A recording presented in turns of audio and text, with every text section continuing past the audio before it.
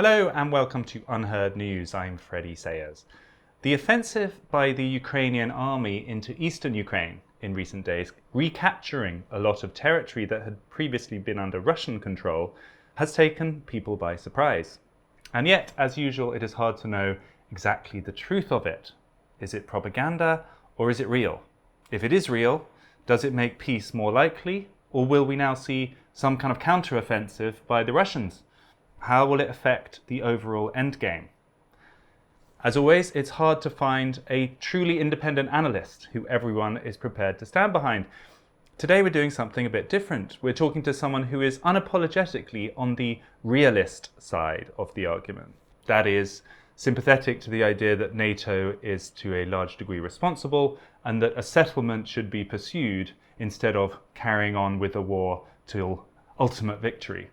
Indeed, he's even been accused of being a Russian propagandist, a charge which of course he rejects. This week he did something unusual for an analyst or commentator. He admitted he had been wrong. We don't see that very much. And that he has radically changed parts of his point of view. So we wanted to catch up with him and see what he thinks now. Clint Ehrlich joins us from Los Angeles. Hi, Clint. Thanks for having me on. So first of all, Clint, are you happy with the description I gave of you there in the introduction? I know you were formerly a research associate at the Moscow State Institute of International Relations. That's something that people use to tar you or imply that you're in some way a propagandist for the Russian side. How do you describe your own point of view? Well, I think that calling me a realist is fair. You mentioned that I assign blame to NATO for the conflict, and that's true, but I also assign a great deal of blame to Russia for invading Ukraine. It's just that I see that as a foreseeable outcome of international relations and the policies that NATO and the United States also took. And so I think that there's plenty of blame to go around. I think it's important to note that I was a visiting researcher at MGIMO, which is the Russian acronym for that university. So I was always there as an American, sort of embedded and observing things inside Russia's foreign ministry. When I've done interviews in the United States that have been rebroadcast in Russia, they actually cut out the portions of my comments that are critical of Russia. So I've always tried to be even-handed, and many of the things that I say actually are quite critical of Russia. Okay, so let's dive straight into this most recent development, if we could. The tweet that we noticed, we can actually put it up on the screen, you sent out saying that you were surprised by the recent successes of the Ukrainian army. You said that you predicted a Sputnik moment when Russia invaded Ukraine. I was wrong. We don't read that very much on Twitter. Ukraine is the country that is achieving a Sputnik moment. Its counteroffensive has shocked the world. So what do you mean by all of that?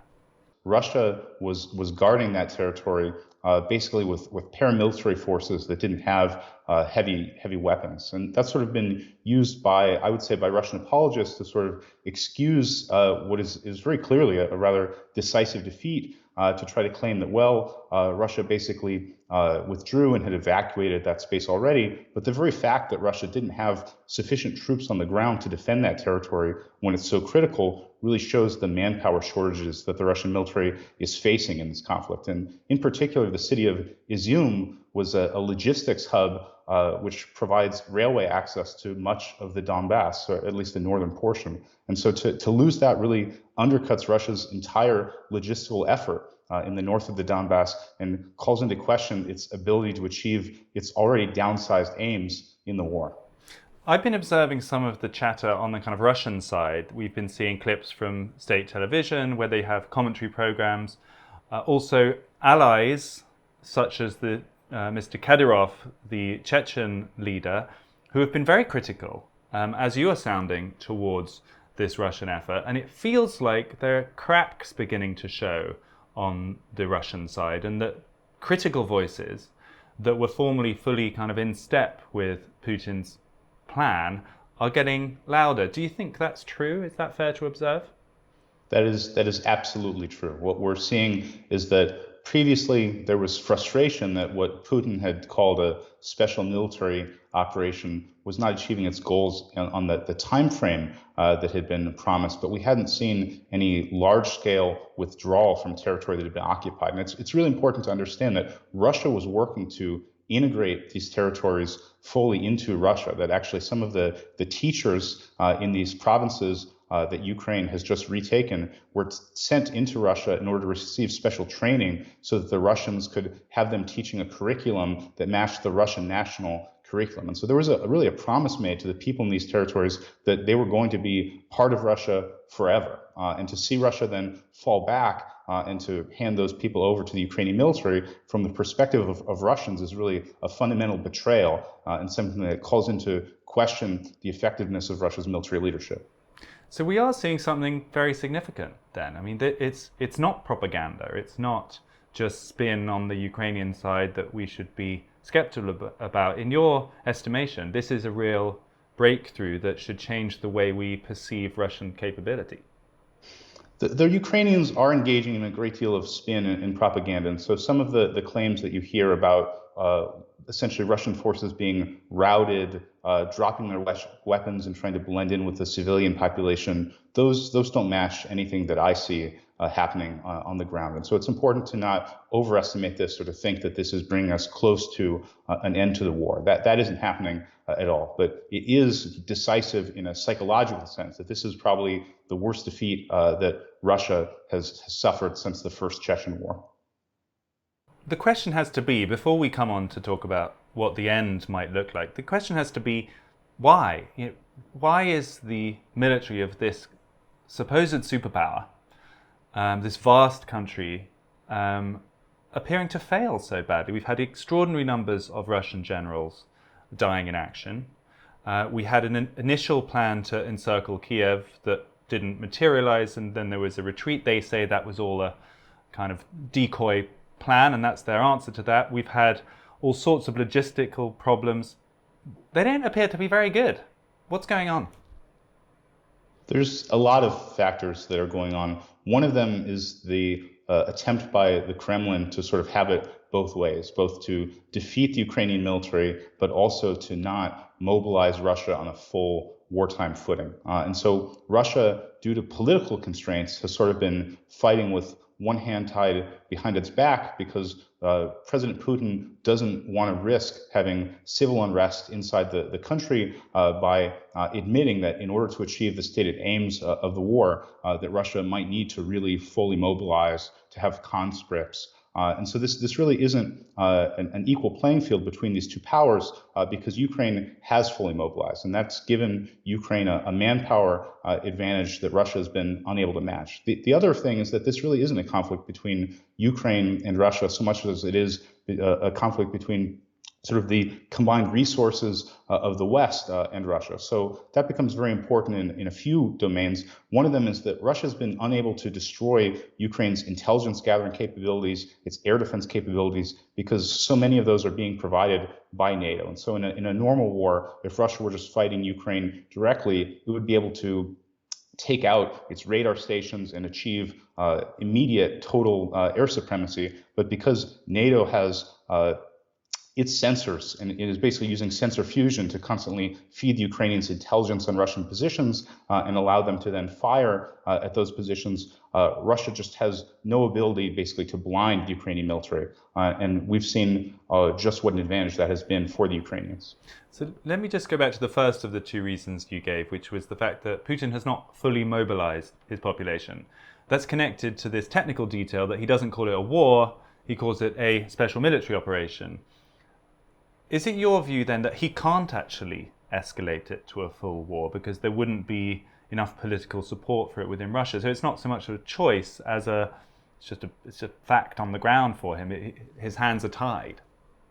He's in a bind, and it's very difficult to know which would be worse for him, to fail to achieve the objectives in the conflict or to actually fully declare that this is a war. It's possible that he might try to seek a middle route. So we've seen some suggestions inside Russia that they could rebrand the special military operation a counterterrorism operation. And to our Western ears, that sounds very strange, but what it would mean Well, it is sounds eerily essentially. familiar from the Iraq War era, which was also never decreed as a war by the American government. That was a counterterrorism operation, as I recall.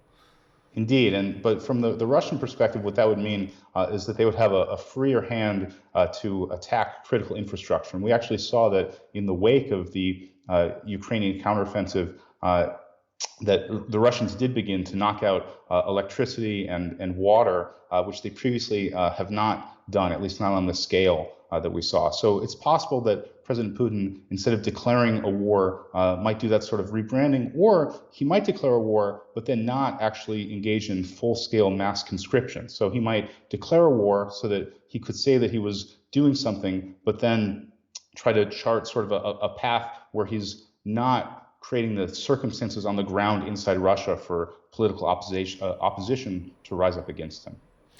I mean, who knows what the kind of political reality would end up being? It's very hard to speculate, but it seems a stretch, doesn't it, that he would be able to have full-scale conscription. There's been a lot of images and information about really very young soldiers on the Russian side who don't seem adequately trained, or they were training on the job. Even in the operation so far, there have been very, very high casualty numbers. Again, the exact truth of what the number is hard to establish, but we know it's high. To escalate from that point to suddenly saying that every young man needs to sign up, I don't know, does that seem feasible?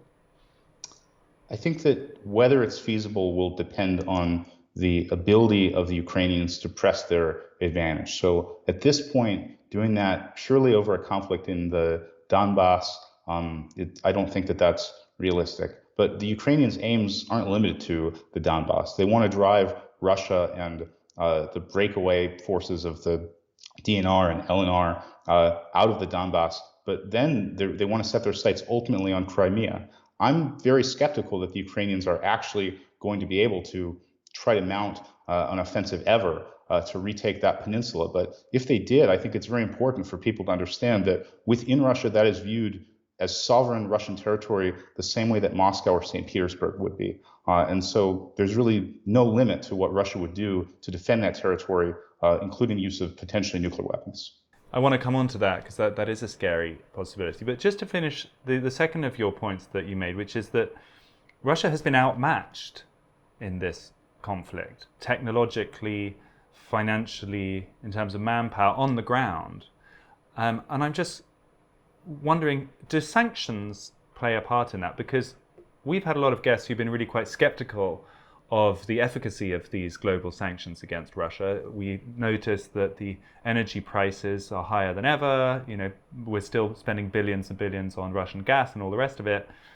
But is it true, do you think, that one important effect of the sanctions is that things like equipment and vital resources, the quite specific things that are hard to make within Russia, are becoming hard to get hold of, and that makes it hard for the Russian war effort generally? I don't think that we've seen sanctions have that effect yet, but it's foreseeable that Russia's ability to continue resupplying itself, particularly in regards to precision munitions, could be affected by sanctions. So I'm very skeptical about broad-based sanctions that try to bring Russia to its knees economically, or that try to inflict a toll on the Russian civilian population to try to get them to not support the war. Those I do not think will ever be effective. But sanctions against the import of electronics that Russia needs, semiconductors for use in its cruise missiles, for example, are things that could potentially place Russia in a bind, although I don't think that we've yet seen those munition shortages have a real effect on the battlefield. Right. So let's just engage the opposite argument for a moment, if we could, which is the normie argument, if you will, the mainstream position, which we get wall to wall in Western media, which is this has now become a battle of good and evil. Russia invaded a sovereign country, and therefore it must be resisted at all costs to the end, and it must be repelled right back to its starting point. This past weekend, with these huge gains made by the Ukrainian army, feed that narrative, don't they? And it looks good if that's been your position. Suddenly this week you're feeling a little bit more confident. Do you think we should acknowledge that? I see it a little bit differently. I actually think that the way that the war has unfolded has undercut that argument to some extent, because the mainstream normie position really has been to portray Putin as a new Hitler and to say that it's of critical import that we stop him in Ukraine, because otherwise, Lord knows where he might invade next, and that there's no limit to his ambitions, and that instead what we've seen is that the Russian military has struggled just to take this small portion of Ukrainian territory, and it's really been humbled in this conflict. And so I would say that the risk of Russia as a revanchist, expansionist power realistically has diminished in the wake of this conflict, not increased. Although you were the person who just moments ago mentioned nuclear weapons, and obviously that needs to be part of this discussion. So a lot of people will think, fine, the West, inflicts local military humiliations on the Russians with tank warfare and with some air power, but ultimately, if they're really on their back foot, feeling humiliated, feeling anxious, and if Vladimir Putin feels cornered, is there an argument to say that actually increases the chance of some kind of nuclear event? It does increase the risk of a nuclear event, but only if we support the Ukrainians in mounting an offensive towards Crimea. And I really can't emphasize enough how different the status of Crimea is to the rest of the territory that Russia has occupied in Ukraine. Crimea, even though under international law and in the views of many Americans, that isn't part of Russia, it is 100% perceived that way by the Russians. And Russia has a nuclear doctrine where previously they had a complete no first use pledge saying, we will not use nuclear weapons unless we are attacked with nuclear weapons. They've now modified that pledge, and they've said that they will use nuclear weapons against a conventional attack if it threatens the integrity of the Russian state. And President Putin has signaled that he believes that an attack on Crimea would threaten the integrity of the state and that nuclear weapons would be employed. I mean, I think the phrase is existential threat, isn't it? We spoke to one of the Russian ambassadors to the United Nations who used that phrase, and as you say, if their interpretation of the situation is that there's an existential threat to Russia, they would feel justified in using nuclear weapons. So that really becomes a matter of interpretation. I don't know whether it stops at the Crimea or anywhere else. Should we conclude from what you've just said that you think Ukraine could retake the whole Donbass, push all of the Russian forces back to the Russian border, excluding Crimea, and the Russians would tolerate that? I don't believe that the Russians would tolerate that, and I don't think that Ukraine is going to do that anytime soon. The question is the scale at which Russia is really willing to fight this war. And what I alluded to before is that President Putin is really caught between a rock and a hard place. It would be politically unacceptable for Russia to be pushed out of the Donbass. But as you mentioned, the idea of mass conscription to try to stop that outcome also seems sort of unbelievable. And so it's really difficult to know exactly what course of action he would chart, although I think that at best for Ukraine to achieve that, they would need to continue mounting this offensive all the way into 2023. Which at the moment seems entirely feasible, doesn't it? I mean, your tweet just there that we looked at showed that you were surprised that suddenly a whole chunk of Russian territory was retaken by the Ukrainians. The government is all over the airwaves today saying that the counteroffensives will continue. This is just the beginning, I think one Ukrainian official said. Maybe we'll get another tweet from you in 3 days as the entire Luhansk province is retaken by Ukraine. And then maybe it proceeds to Donetsk, and suddenly we're talking again in 3 weeks' time, and the Russian offensive looks completely scattered. Is that a wild, fictional work of imagination, or is there any chance that what I've just described could happen? I think the chances of that happening are very low, because the success of this initial Ukrainian counteroffensive in the Kharkov region sort of reflects a power vacuum where Russia had not deployed enough forces there. And as the Ukrainians continue to press forward, they would encounter a new line of engagement, and things are likely to stabilize, although certainly panic is contagious in any military. And so the worse things go for the Russians, the harder it is to continue to fight. Do you think there'll be a counteroffensive now? Something to put the Russians back on the front foot? I do, except it's always harder to advance into territory against a dug-in enemy. And so any attempt to portray this as some sort of master plan by the Russians to spring a trap for the Ukrainians is, I think, pure cope, and that the Ukrainians, for the moment, have seized the initiative and that Russia is going to struggle to regain it. We have to speculate, Clint, because we're talking about the future and there's a lot of different factors at play.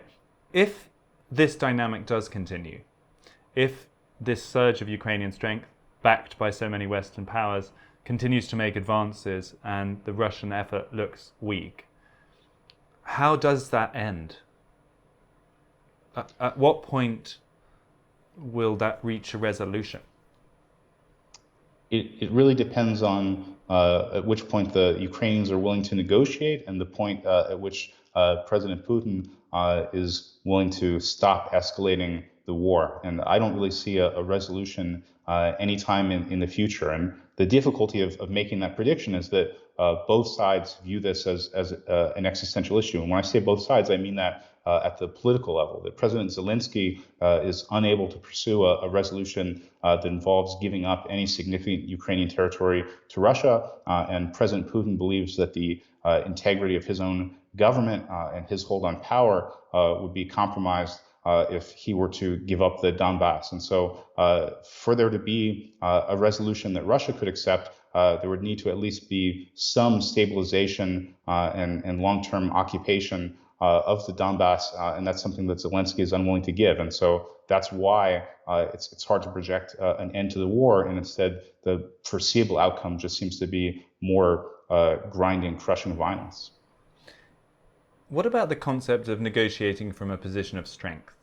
That now somewhere near these kind of moments when Ukraine is looking successful would be the time to offer some sort of deal to the Russians. Do you think that is, I mean, if I suggest that, I'll be accused of being a kind of sellout or a Putin crony or something, but do you think that beneath the rhetoric, there are probably people within the Ukrainian administration who are planning for some kind of settlement, whether some of those eastern provinces would be UN-controlled special zones or whatever the kind of fudge might be to allow all sides to step back? Do you think that's now a feasible course? If I were President Zelensky, I would consider doing that. I don't think that that option is truly on the table for him because of the nationalist forces within his country. And so it may be fair to dispute whether those are neo-Nazis the way that the Russians portray them, but the reality is that they are hardline nationalists who are unwilling to give up their territory to Russia, and they would view any attempt by their government's leadership to do so as a betrayal of Ukraine. And so if President Zelensky's government were to attempt to do that, then it could potentially be facing military opposition inside its own country, and that really limits the freedom of action that Zelensky has to try to cut a deal, even when he has the advantage, and it might be a good time to do so. So people like Emmanuel Macron, for example, who have been looking to make special lines of communication open with Russia, you don't think there might be a kind of deal over the head of Zelensky in some way, that there could be some kind of agreement made between Europe that is struggling with these gas issues and with a difficult winter ahead, and Russia that is now evidently struggling militarily? You've got two blocs that are kind of quite keen for this to end, or should be. Do you think, even if President Zelensky and his administration remain ostensibly fully committed, there could be some kind of deal above his head? Do you think that is the way this might play out? I think the only person that could make a deal above Zelensky's head would be President Biden, and that the United States really doesn't care enough about the economic toll on Europe in order to do that. That instead the United States smells blood in the water, and that it views this as sort of a geostrategic opportunity to continue degrading Russia's forces. And so I think that instead we're likely to see the United States push Ukraine to continue pressing the advantage in order to degrade Russian forces further. You mentioned the nuclear option, and that's something we've talked about with other guests. What's your analysis of that? How likely do you think that is? Is there some sort of halfway house that, I mean, it's, preposterous to talk about halfway houses when you're talking about a nuclear weapon, but is there anything that you think the Russians might do to kind of indicate their willingness to use a nuclear weapon and scare people without actually landing one on Ukrainian soil? Well, the Russians have been trying to do that from the beginning of the conflict. If you remember that very early on, they raised their level of nuclear readiness, and President Putin made a veiled threat that nuclear weapons could be used against anyone who attempted to try to intervene in Ukraine. And at a certain point, if you engage in enough nuclear saber rattling, people stop believing that the threat is credible. And I think that we've reached that point with Russia. And so my fear is actually that the amount of nuclear saber rattling that Russia engaged in the early days of the conflict has sort of deadened people to the very real threat that if Ukraine were eventually to try to retake Crimea, that wouldn't be an idle threat, and that if necessary, I believe President Putin would use nuclear weapons to defend that territory. And how would that happen? Well, I think it's unlikely to happen, and it's very important to make that clear. I'm not projecting that there's going to be a nuclear war, but when we talk about something of that magnitude, even a low probability event is worth considering. And so the way that would happen would be that if Ukraine were ultimately able to use the Western military aid to mount an offensive against the Crimean Peninsula, and Russia were unable to defend Crimea using conventional weapons, I believe that Russia would then make a direct threat. Instead of a sort of veiled one that would spell out its willingness to use a nuclear weapon against Ukraine, and that then ultimately, if that threat were not heeded, that we would see the use of one or more tactical nuclear weapons on Ukrainian territory. What does that mean, a tactical nuclear weapon? It would mean that it's a smaller yield in an attempt to minimize the amount of radioactive fallout that would reach Russian territory. If that did happen, what happens next? I mean, clearly, the whole doctrine of nuclear conduct is that you bomb us, we bomb you. If no matter how small or how tactical that was, if there was a nuclear detonation, what happens? There's a telephone call between Prime Minister Truss and President Joe Biden and other NATO leaders, and they say, hey, should we let off a nuclear weapon above Russian territory or in Siberia? Or what happens then? I hope that we'll never find out what happens then. And part of what's so scary about this scenario is the lack of clarity about what would happen, because clarity over nuclear response is what stops nuclear weapons from being used. And right now, we don't know what kind of nuclear guarantees the United States and NATO really have offered to Ukraine.